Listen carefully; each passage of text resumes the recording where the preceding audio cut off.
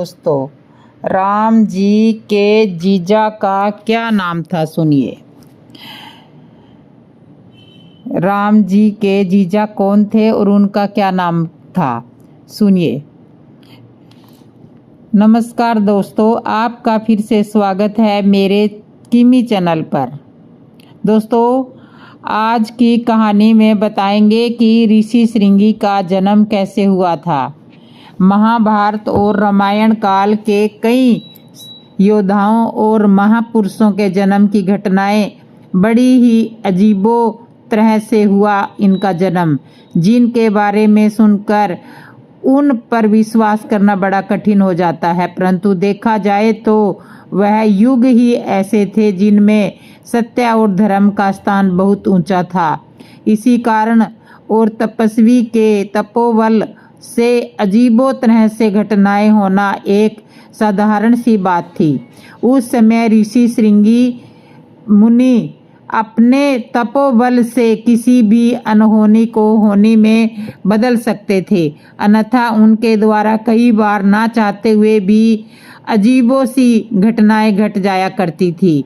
ऋषि श्रृंगी की जन्म की घटना भी ऋषि मुनियों की इन्हीं अजीब सी घटनाओं में से एक है। तो दोस्तों, यह ऋषि श्रृंगी वही है जिनका विवाह भगवान राम की बड़ी बहन शांता के साथ हुआ था, और इन्हीं ऋषि श्रृंगी ने ही संतान के लिए राजा दशरथ के यहाँ पुत्र की प्राप्ति का यज्ञ किया था, जिसके कारण ही राजा दशरथ को 4 पुत्र हुए थे, जिनका नाम था राम, लक्ष्मण, भरत और शत्रुघ्न।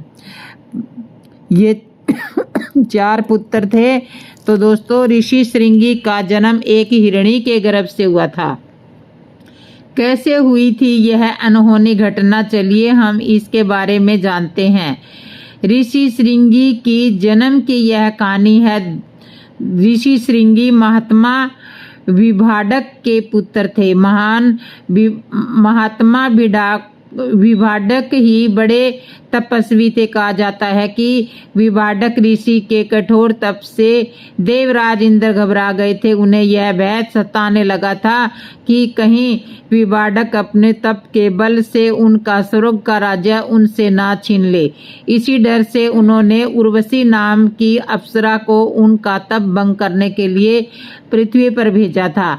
बताते हैं कि एक दिन सुबह विभाडक ऋषि सरोवर में स्नान कर रहे थे कि तभी देवराज इंद्र द्वारा भेजी गई अप्सरा उर्वशी बड़ी ही कामुक अंदाज में उस सरोवर के पास आई।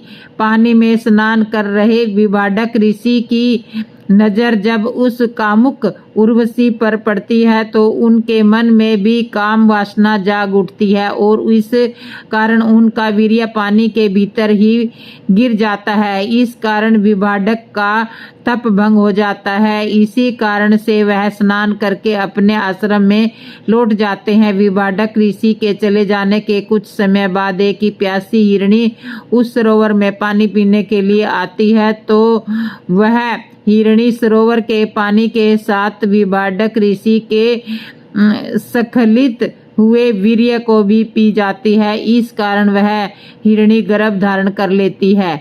तो दोस्तों, कहा जाता है कि वह हिरणी एक देव कन्या थी, जिसे किसी कारणवश परम पिता ब्रह्मा ने हिरणी बनने का श्राप दे दिया था। श्राप मिलने के बाद वह देव कन्या ब्रह्मा जी से अपनी भूल की क्षमा मांगने लगी, और देव कन्या के बहुत ही विनती करने के बाद ब्रह्मा जी का क्रोध शांत हो गया, और तब उन्होंने उस देव कन्या से यह कहा था कि हिरणी जाति में रहकर जब तू एक मुनि पुत्र को जन्म देगी तब तू अपने इस श्राप से मुक्त हो जाएगी।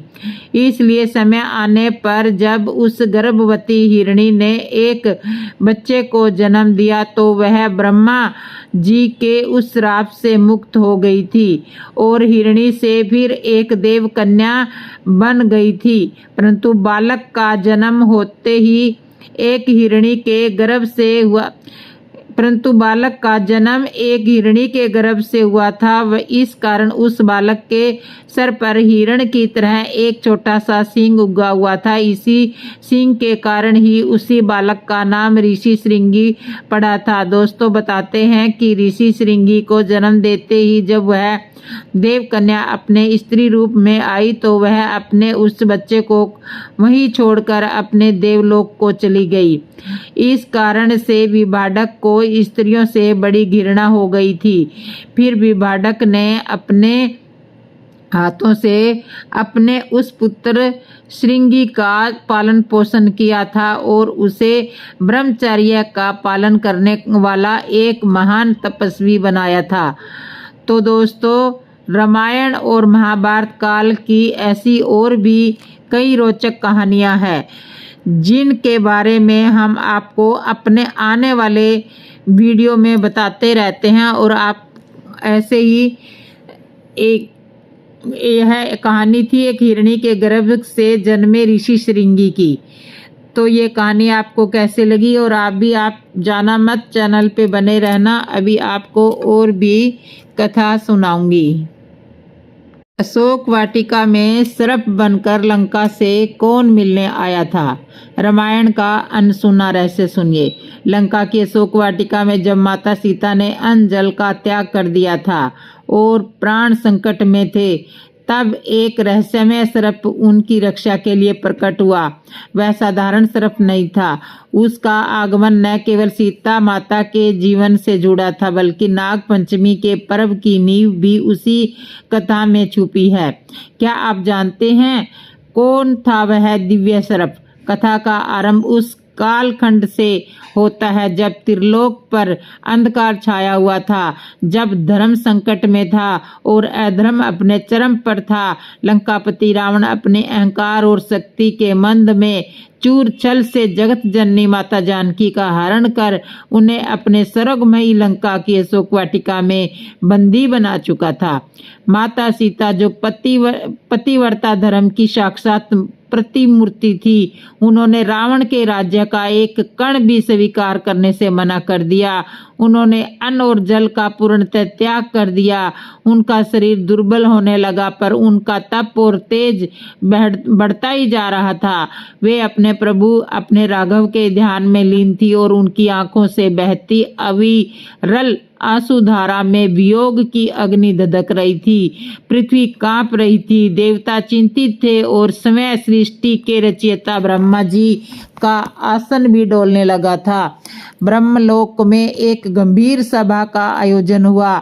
सभी देवता मौन और चिंतित थे। ब्रह्मा जी ने अपनी योग दृष्टि से देखा कि माता सीता अपने प्राण त्यागने का निश्चय कर चुकी है। यदि ऐसा हुआ तो श्री राम के अवतार का उद्देश्य अधूरा रह जाएगा। धर्म की पुनर्स्थापना का कार्य बाधित हो जाएगा। ब्रह्मा जी ने देवराज इंद्र को अपने समक्ष बुलाया। इंद्र चिंतित मुख से उपस्थित हुए। ब्रह्मा जी ने कहा, देवराज, एक अत्यंत महत्वपूर्ण और गुप्त कार्य आ पड़ा है। माता सीता ने अन्न जल का त्याग कर दिया है और उनके संकल्प को तो नहीं तोड़ा जा सकता, परंतु उनके शरीर की शक्ति प्रदान करना अनिवार्य है, अन्यथा अनर्थ हो जाएगा। इंद्र ने हाथ जोड़कर कहा, पिता मैं आज्ञा करें, इस दास के प्राण भी यदि धर्म की रक्षा में जाए तो यह मेरा सौभाग्य होगा। तब ब्रह्मा जी ने अपने कर्म कंडल से एक श्रवण मात्र निकाला जिसमें से दिव्य सुगंध और अलौकिक प्रकाश निकल रहा था। उस पात्र में देवताओं के लिए बना अमृत तुल्य पायस यानी दिव्य खीर थी। ब्रह्मा जी ने वह पात्र इंद्र को देते हुए कहा, इंद्र तुम्हें यह दिव्य खीर लेकर अशोक वाटिका में जाना और माता सीता को अर्पित करनी है। इस खीर के सेवन से उन्हें 10,000 वर्ष तक भूख और प्यास का अनुभव नहीं होगा और उनकी ऊर्जा बनी रहेगी। इंद्र ने पात्र को श्रद्धा से ग्रहण किया, पर उनके मन में एक शंका थी, हे प्रभु, लंका में प्रवेश करना असंभव है। यहाँ पग पग पर मायावी राक्षसों का पहरा है। रावण की दृष्टि से कुछ भी छुपा नहीं है। मैं अपने देव स्वरूप में वहाँ कैसे जा सकता हूँ? इस पर ब्रह्मा जी ने मुस्कुराते हुए कहा, इंद्र, तुम्हें अपना स्वरूप बदलना होगा। तुम्हें एक ऐसे रूप में जाना होगा जिस पर कोई संदेह ना कर सके, जो केवल किसी का आकर्षित ना करे। तुम्हें एक सर्प का रूप धारण करना होगा। सर्प का नाम सुनते ही इंद्र एक क्षण के लिए चौंक गए, परंतु फिर उन्होंने पितामह की आज्ञा को शिरोधार्य किया। उन्होंने अपने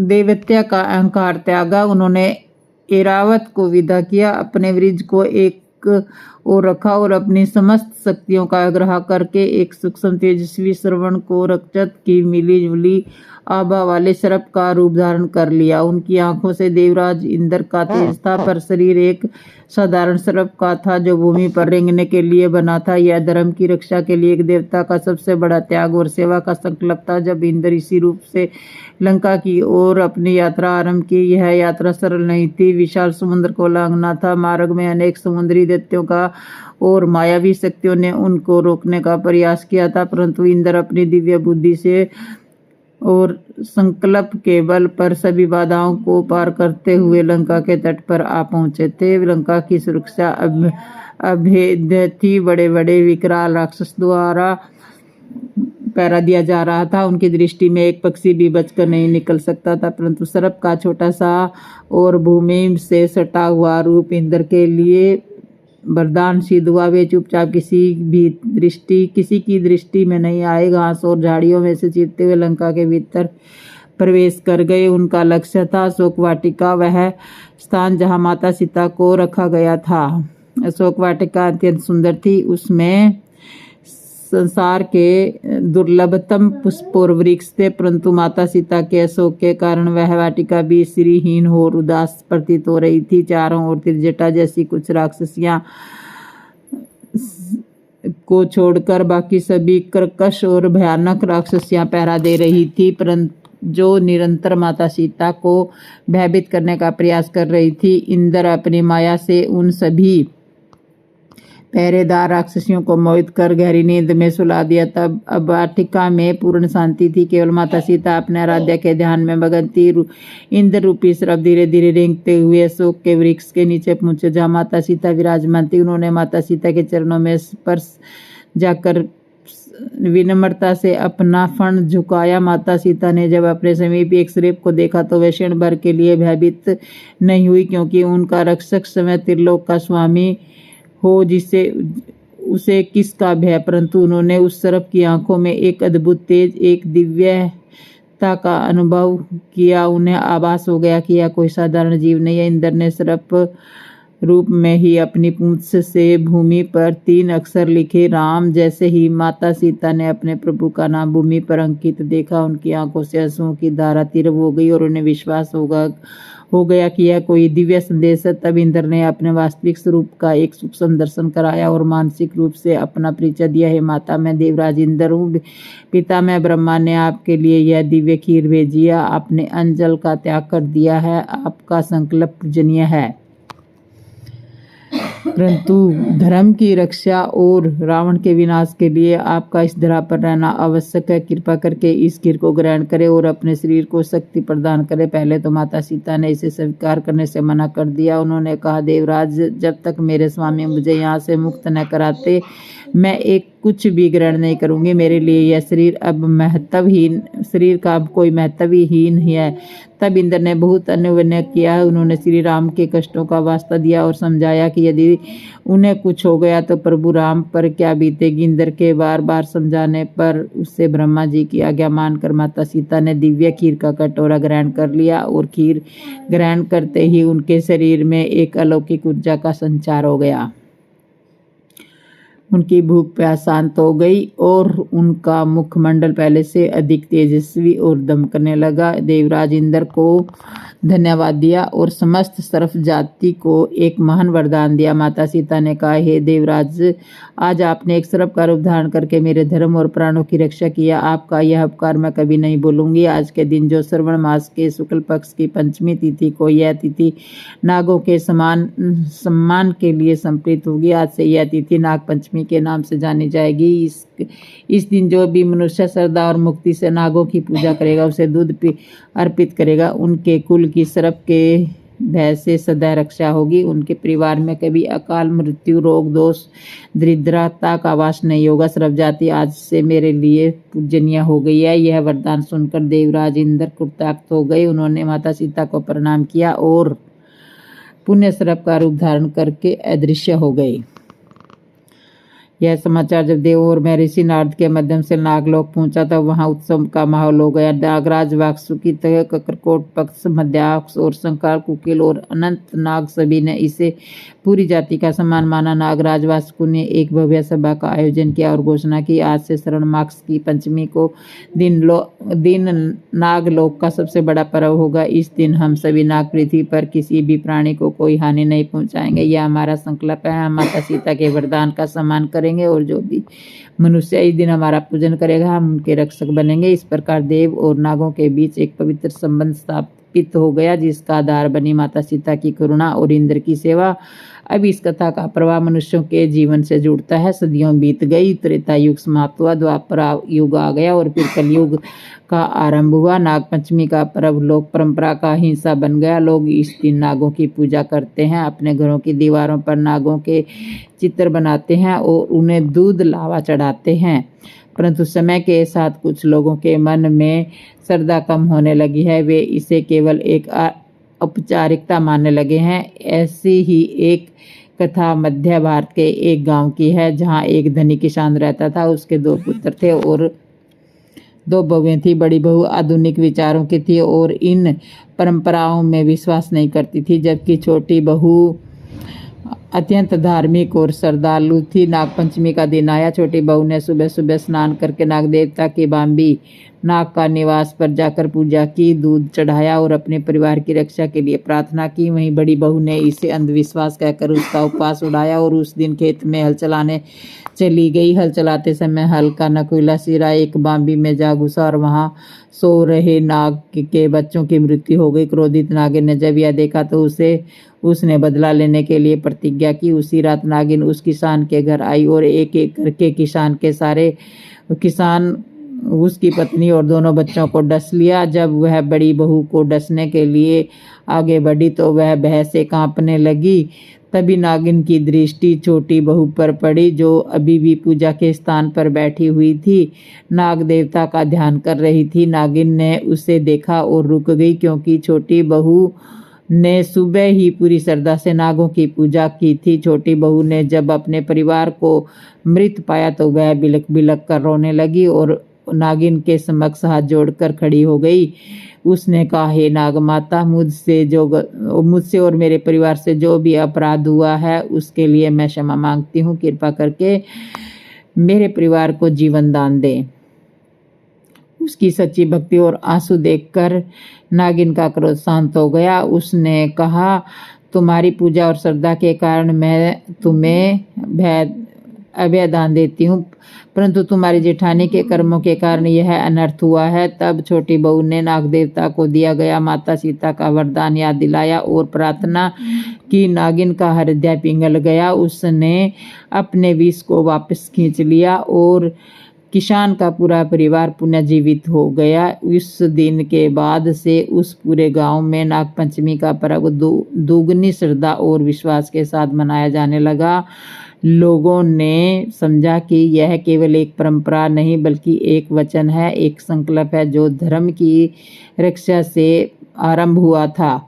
इस प्रकार लंका के शोक वाटिका में एक सर्प के रूप में जो दैवत्य प्रकट हुआ था, वह समय देवराज इंद्र थे और उनका यह सेवा कार्य ही नागपंचमी के पर्व का मूल बना। यह कथा हमें सिखाती है कि रूप का कोई महत्व नहीं होता, कर्म और भावना ही प्रधान है। एक सर्प जिसे देखकर लोग भयभीत होते हैं, उसी सर्प के रूप में देवता ने धर्म की रक्षा की। यह पर्व हमें प्रकृति के हर जीव का सम्मान करना सिखाती है। यह हमें बताता है कि श्रद्धा में अपार शक्ति होती है जो मृत्यु को भी पराजित कर सकती है। नागपंचमी का व्रत केवल सर्प के भय से मुक्ति के लिए नहीं, बल्कि यह उस दिव्य घटना का स्मरण है जब एक देवता ने सेवा के लिए सर्प बनना स्वीकार किया और जगत जननी ने पूरी सर्प जाति को अपना संरक्षण प्रदान किया। अतः जो भी इस कथा को नागपंचमी के दिन सुनता और पढ़ता है, उसके जीवन के सभी कष्ट दूर हो जाते हैं, उसे नाग देवता का आशीर्वाद प्राप्त होता है और उसके कुल में सुख समृद्धि और शांति का वास होता है। जय माता, जय सीता माता की, जय नाग देवता की, जय श्री राम। दोस्तों।